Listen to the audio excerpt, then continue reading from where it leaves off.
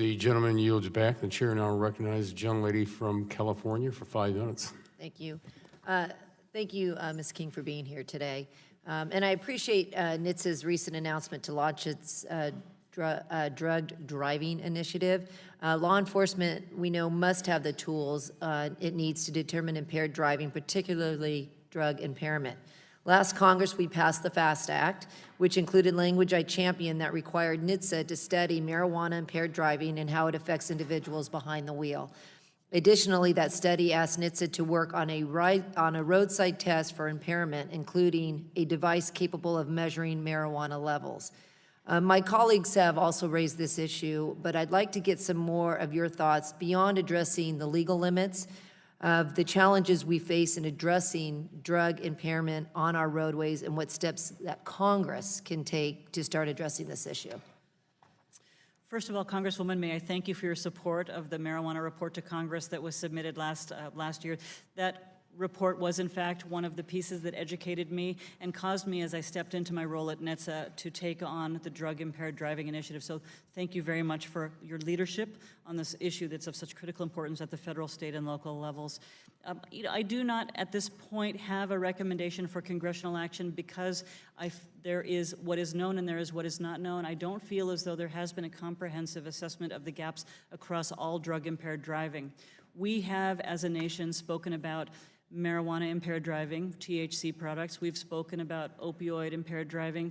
But in fact, the laboratories, and I'll cite the crime lab of Orange County in your own community, they're testing now for 46 different substances, I believe. And what I hear from the toxicologists in your community is that not only is it a challenge that people may have several substances on board at the same time, or that they may be masking with alcohol, but in fact that the specific chemical substances change. If it's a synthetic substance, the formula changes, and that means that the chemical test the toxicologist must apply, that will change too. So forgive me for getting in the weeds a little bit too much there, but thanks to the work that you encouraged that was submitted last year, and thanks to the skills and the patience of those who've been educating me where the rubber hits the road, where the risks are in the field, I have taken on that commitment to figure out what are those gaps in partnership with the stakeholders, state and local governments. We'll see what do we know, what do we not know, and then from there set a vision for a course for the future, which I think it would be appropriate for us at that time to get back to you with what we think the gaps are and where working with Congress is absolutely a critical piece. If I might add, apologize, I have a great deal of enthusiasm for the subject. Public awareness is already identified as a gap. People know that they should not drive with alcohol impairment. But in speaking with the local law enforcement officials, it sounds as though our communities may not be as aware that it's not okay to drive buzzed. We have at NHTSA public awareness campaigns.